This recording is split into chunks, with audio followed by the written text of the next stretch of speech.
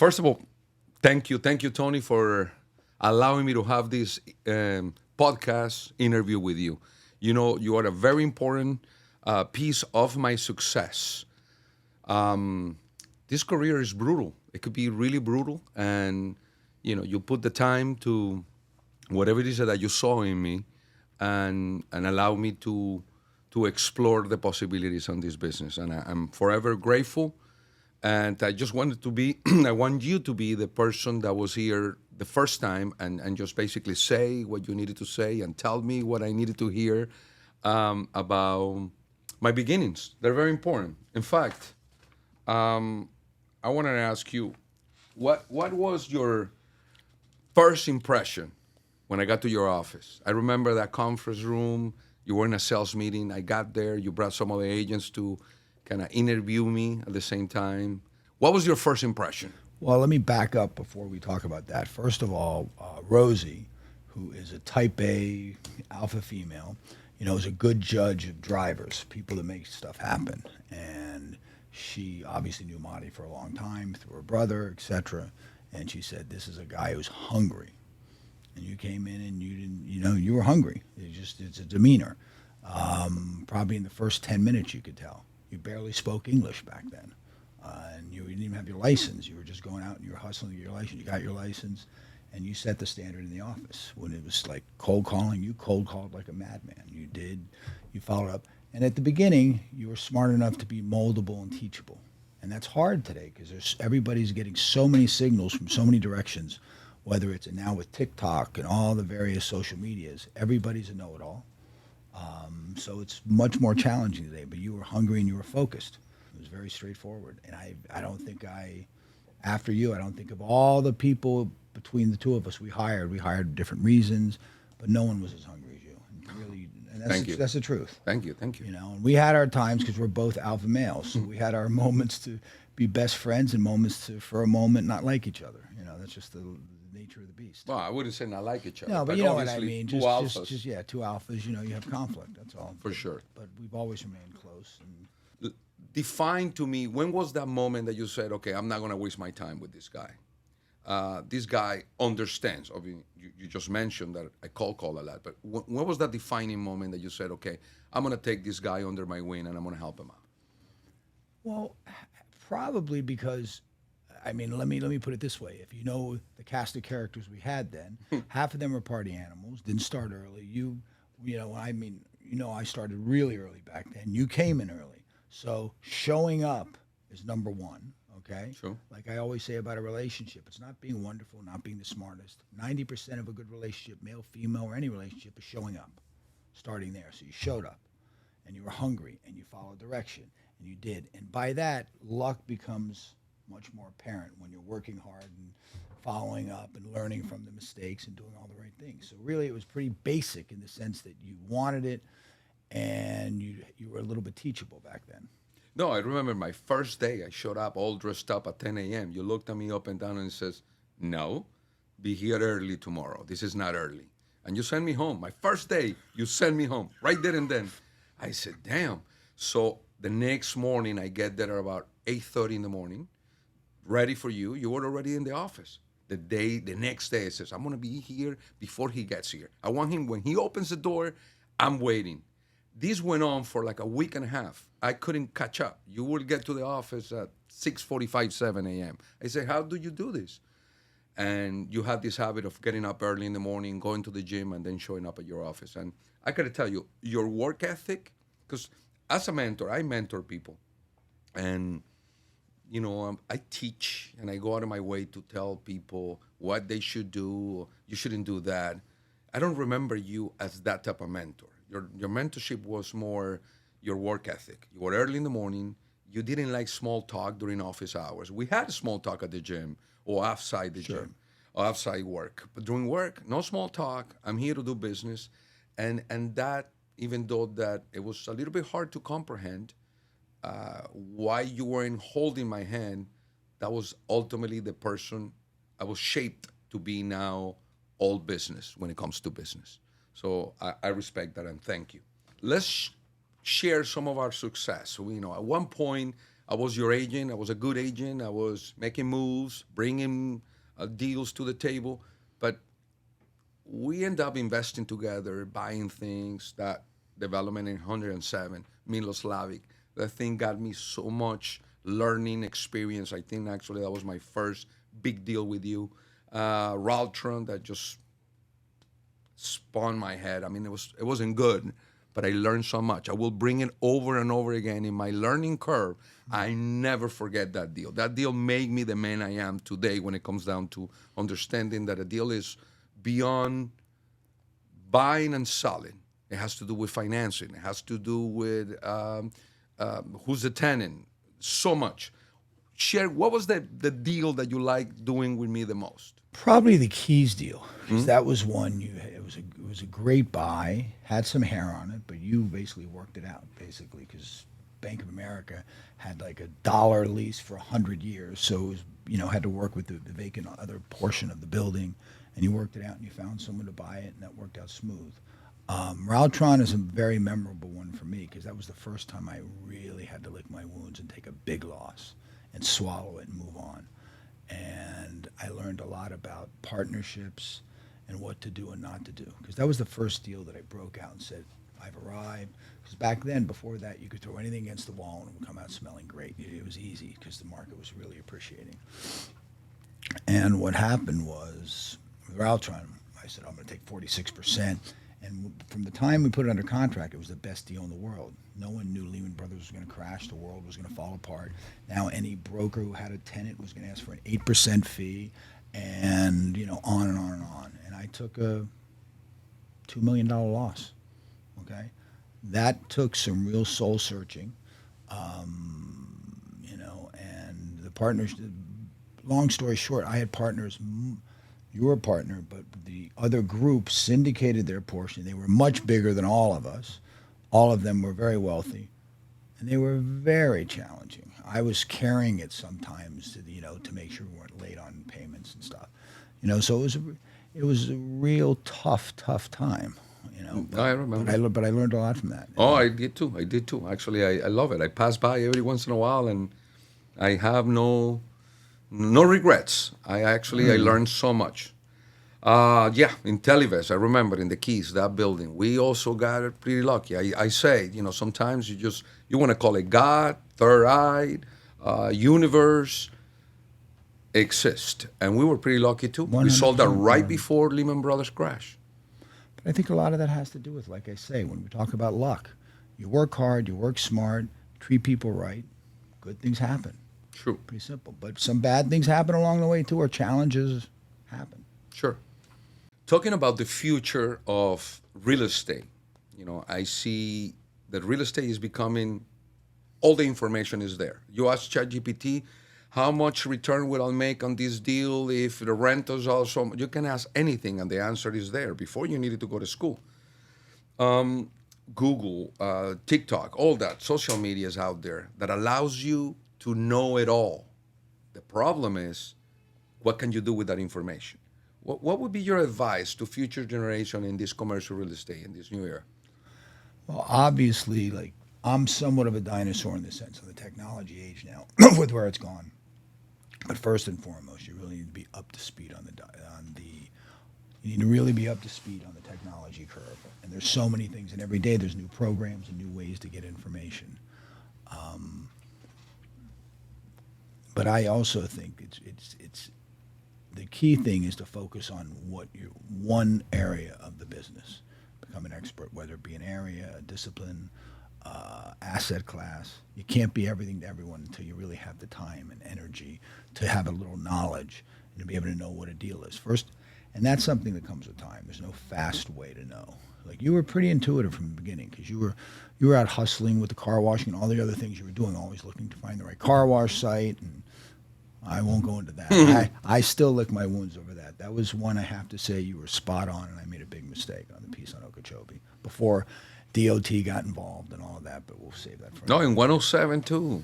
And then 107 too. What happens is, you mentioning that. I didn't have, that's good you brought that up. 107th, I was just starting to the point where I was making some deals, but I still thought like just a broker. And the one thing you learned, and you learned it on your own, plus seeing me, whereas I started evolving, and when I saw something, I'd think of it like an owner. And what I've learned is owners typically want to keep you down. They want to just, you're a broker, you're a broker. You don't really want to, and they want to make it somewhat elusive. At least I found. Maybe it's different today.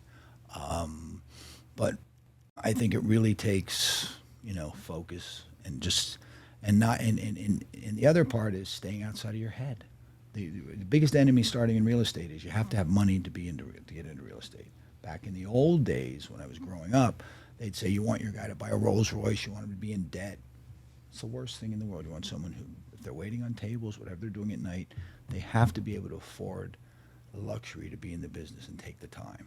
There's no fast way. Some people get lucky and make it happen overnight, but usually it takes doing the right thing and doing it over and over and over again. And you're a perfect person to learn from. Thank you. Yeah, I mean, the new commercial real estate versus the one when we started, I have to tell you, the only thing that changed is there's more people out there with the ability to get this information. Okay, we hustle when all the new programs started to come up. CoStar was brand new. I remember it was just brand new. They're knocking on our doors for pennies, helping us, begging us to be part of their, the beginning group. Keyhole, Google Earth wasn't there. We were already looking images from above. Remember? Vegas. So more competition and easier to understand and to see the how to do it. The question is, I always go to the core of the human being. Are you ready, willing, and able to do this now? Are you going to hustle? Are you going to keep your expenses low until you can provide and put money on the table? That's the difficulty in some of these agents out there. They get a license, they know an uncle, an aunt to buy a house, they make their first fee, and they think everything is going to be the same. And no, you have to continue always creating opportunities. That's my model. Always create opportunities. Like I remember the deal I was mentioning that in a couple of my posts, in the land in 107, the guy wanted it $25 a foot. I'm not moving. $25 a foot, maybe it was a little bit too expensive, but only because of that redevelopment feeling or motion in the city that was going to get more density, we knew that it was going to be worth more. Sure. So how did we do it? Okay, creating the right contract, putting the right time frames that we were able to do that. Thank God you had the money, because all those ideas meant shit to me because I didn't have the money to do it. And the credibility as well, okay? Because I could have found the money for somebody as an investor, but who are you? Just an agent, just a broker. So you had the credibility. That's what allowed me to see the deal go through. Maybe in my mind, I didn't get paid off. I was thinking at one point, which it was also a good part of my mentorship. You think that everything, you're a partner. You have no idea how many agents here. They just think they deserve all the fee. No. The way it works is we got to hustle for the deal. And up front, they have clarity, of course. Yeah. What will be your advice to the next generation? More like an advice. What is an advice? And it has nothing to do with technology. Just from your point of view, as my mentor, I want you to tell them. I think my advice would be, or it is, first of all, what do you want? What do you want to do? You don't, outside of just making money, do you want to end up owning property? What's your vision for doing this? Is it a profession, or is it something you want to make some quick hits and you think it's easy and it's going to happen? Right up front, I'd start out wanting to know where you want to be with this business. And I'd also say that where I didn't make the mistake, but I just didn't know any better. I was just working, and once I started making money, it was like a drug, making more. I just wanted to make more. And I was very fortunate and lucky in the beginning. I didn't know much at all, but I had the most unbelievable opportunity at MICC by myself. That's incredible. There was 2 or 3 other That's people. 4 million square feet. Yeah, there was 2 or 3 other people, Ron Berger and Sybil Benazera and a few others. So I learned in spite of myself. But I had a lot of people around me, like the Martin Wasses and other people who were buying and doing different things. And I always wanted to be an owner. So I paid attention. And then here, another thing that I should have said up front, which I believe and I think is my number one, because once again, I didn't have the best background to start into the business. So what I found was I try to surround myself around people much smarter than me, much more successful than me, and basically learn from that and mold and see how they do it, what they do, and kind of understand their stories. That's always been a big inspiration for me, like the Barry Brandts of the world and some of the people along the way that we've met, both of us. It's helped me dramatically, even to this day. Like, I always wanted to own, and I dilly-dallied in things, and now I've got a structure that works, and it's much my quality of life. You know, you always told me, too. I was just frugal, I just saved, I wanted to work, I wanted to buy buildings, wanted to do things, but didn't kind of have the right situation. Now we have the format, the syndication format, to do these various things and buy deals much bigger than I would be able to do on my own. And then partners that have different skill sets than mine, so it really works well. Your mentorship, I remember getting mad and yet excited. One time we go to Orlando. I must have been with you already, I don't know, 7 years. And I was a top producer. And we were gym partners, and you name it. We used to go to the racetrack. And then I go to this conference that you were supposed to go with, this legend. What's your... Ken Rosen. Ken Rosen. So you have a conference with Ken Rosen. He asked you to speak on his book. Great book, by the way. The Big Six. The Big Six, yeah. The Big Six. And so you says, hey, you guys got to go in the office. Everybody has to go because I got to speak. So you plan for the, you know. No, that was the one we did here at the No, it was in Orlando. Never forget that day I saw you speak about how you bought your deals. How were you buying buildings? And then I come and approach you and say, bro, why you never told me this? Why do I have to hear this on the conference? And then your answer was legit, so no grudge. It's like you had to put all this thing together to be able to speak in front of people. Yeah. And when you make your effort to put it together, it sounded so simple, yet you got to hustle, but simple.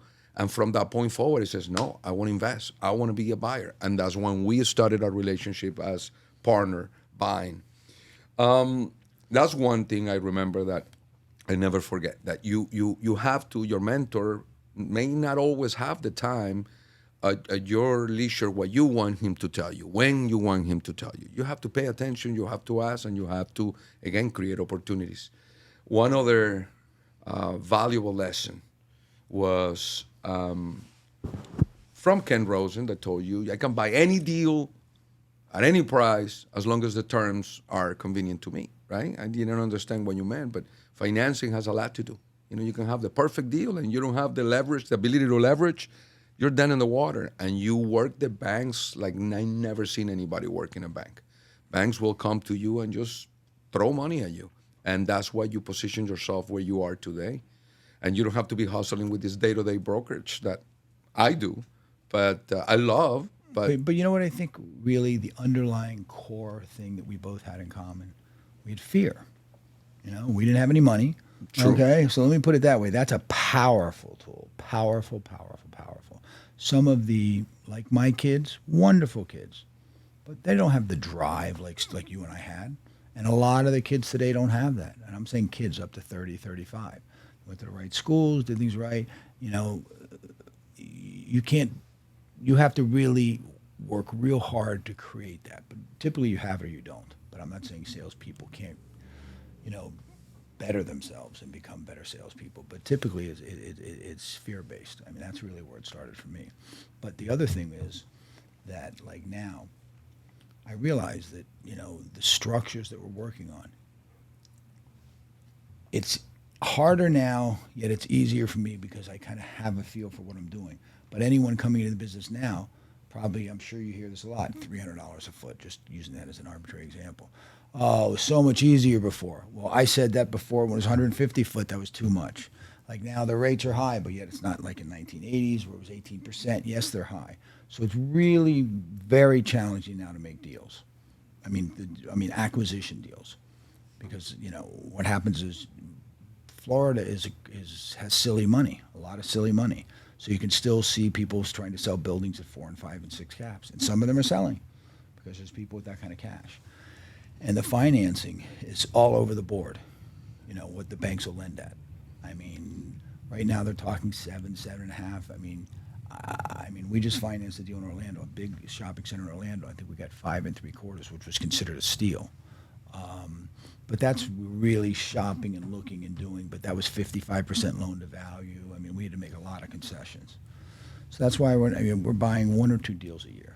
Before we end this, I wanted to tell you, first of all, thank you. How we can make more money, more deals together. The car wash, I'll forgive you. Have you seen this? I can't forgive myself, but that's okay. That's one of those I do because that would have been a fun project. But I must tell you, everything happens for a reason. Of course. What if I would have just invest my time, try to grow that business, and then I leave this? My quality of life, I wouldn't give it for anything in the world. I mean, I work 7 days a week in my head, but I work Monday to Friday. And you live around the corner. And I know I choose my life now at this point, and I make a very good money, and I just have no reasons why to try to change career to become an operator of anything. But maybe at the time, would have been the greatest. I don't know, but I had always, you've always told me it's only recently, the last 2 years, where I started living life. I was basically, making money. I would never buy a nice house because it didn't make money. Because I was all about making things happen. And buying this house and back with my first wife. I mean, I'm loving my home. I never realized the power of it. My old home is amazing now. So it's a different world. I mean, you got to live it. You got to live your life. Otherwise, why? You're gonna pass it on. That's great, but you pass it on when you pass away. So I know I've been living a good life for a long time, just because time flies fast. And I see people passing away before their time, and it just didn't matter. So, no, but also another thing, I think that this business is tough on. It's tough on your health if you're not. Yes, a lot of stress. I mean, this is a business where it's easy to take up drinking. Yeah, it's easy to take up not sleeping, not doing. And if there's the one thing I have to say that really changed my life was getting healthy, getting healthy, and now that's really made my eyes focus much differently on what's important, and Yeah, myself, this October 31st, I'm going to be 1 year sober. I haven't drank. It's a beautiful thing. I'm very excited, and that gives me a whole clarity. It's different. Now I'm not worried of having... No, it's different. It's just sometimes, sometimes going out and stuff, it's, the conversations get boring really quickly. That's the only part. With Monica, for example, perfect example. I don't like staying out late. I like to get in bed early. I don't like eating at 11 o'clock at night. I'm very structured. I eat early. I have a very structured. I get up really early, do my gym, do all my different things, and now I'm on all these crazy health things that I'm doing now. My house is like a health spa now. I have hyperbaric chamber. I got cold plunges. I got steams. I got everything. Now. Good for you. Good for you. Full gym, just to feel good. Good for you. Good for you. Good for you. Another last story that I have was back in the days, you will get the jewelers to come to your office and show you the watches, and you'll buy the watches at your office. And then I never forget. I saw this. You said, which one would you pick if you could afford it? And there was this brand new Pasha watch. I said, that's amazing. And you grabbed this. Says, have it. You'll pay me later. No way. I'm never gonna afford it. You're gonna afford it. Don't worry about it. I remember you used to be like. I remember driving around. Wait a second. I remember the emerald, the blue emerald on the corner. The three emeralds. No, 3 sapphires. No, but on the end, on the. Yeah. So I will drive, and I said, I can't believe I have a watch more expensive than my car. I started with a S10 Chevrolet pickup cloth interior. I remember. Manual windows. I remember. No, it was tight. And then I'm driving around with this watch. I couldn't understand, why do I have a watch more expensive than my car? But even though that it looked like, why are you trying to afford it? You gave me the opportunity to pay that. Why did you do that? Why did you really do that? I want to know. I just believed in you. I mean, think about it. Think about it. You stole the. I'm using that expression. You stole the 2-tone Rolex. I gave that to you. Okay. But you really were, and I look back now and I see certain mistakes were made, good things, bad things, etc. But no, because I believed in you and you were making it happen. Yeah. No, I don't believe without making it happen. You were there. You made it happen. No. You set the standard. You had the drive paralleled like mine. And that's why I go back to the fear thing. The fear thing is a powerful motivator. And I still have that. I still look at like how much do I need for the future and all that kind of stuff and how much do I need to make. And my cash flow now is fine. But, this business, I want more. Yeah, no, yeah, I know, but it changed something. It did something in my head. It clicked, and I said, you know what? I deserve that. I can do it. If he believes in me, I can't let him down. And it makes an effect. That's why I got a bunch of watches now. I love to collect watches just like you, except that your collection is out of this world compared to mine. But that watch means so much to me because I knew that I couldn't afford it. Somebody believed in me. There's a story attached to it. It's a story. People tell me, no, don't nobody touches that one. And ideally, my motto now is, I'm not all the way there, is I want to make money in my sleep and not on my feet. I like that. Okay. Period. I say it every day, every morning. I wake up with that, and that's what I'm working towards. And that's what some of the buildings that I don't even manage now. All I do is I'm like Ed McMahon. I show up and what's happening, and then distributions, and they just automatically show up. That's a beautiful thing. Nice. Good for you. But Good I for want you, more. team. You want more? That hasn't changed. That hasn't changed. Good for you. I have a goal for what I want monthly. I'm working towards that. Good for you. Thank you, my man. Thank you for all the hard work that you put in front of me that made me want to be like you. And yeah, I wasn't easy. I mean, my English was broken. I was rough on the edges. And you put up with that. And you gave me beautiful things. Just your time at the gym. You will take me to the country club when I wasn't even a member. And you will sneak me into the gym. But then you acted like a member, and so you were a member. I was a member. No, you acted like a member before. Yeah, exactly. But then it made me strive to become a member. Now I've been a member for how long? 18 years? So no, but I've been proud of you. I watch you on the sidelines because I'm not out there. At first, when I phased out of it, I was like, I was uneasy because I missed the action, because now I have a lot more time. I still am at the office and doing and whatever, but I have a lot more time. But now I'm at a point where I enjoy the peace. I have very few fights, very few arguments, very few, except for evicting a tenant here and there, nonsense stuff. So it's a pleasure. But I admire what you've accomplished. I do. Thank you. Everybody does know you. Thank you for that. Thank you. And congratulations with your enlightenment now of enjoying your life and you still have a goal. That's amazing. I will be fully retired. I'm kidding. I wouldn't. You and I are not made that way. Ready for this? I don't know any. Very few people I know that retired that their health didn't start breaking down, or if they didn't have a hobby or something to do. This is what. That's true. And I'm not killing myself, but I love being active. The only difference is, in the next 2 or 3 years, I'd like to be where I'm traveling 6 months a year. Okay. But I'm still working and doing. But I enjoy. Right now, I'm still just in love with my home. In love. I gotta go see it. It's like it's the. I think it's the coolest house I've ever seen, and not because it's mine. It's that cool. It's not big. There's houses much bigger, much more expensive, but it is that cool. A bat cave. No way. A basement in Miami. It's pretty cool. I'll go visit it. You're welcome anytime, sir. Thank you. Hector. Thank you, Tom. Hector, thank you for having me.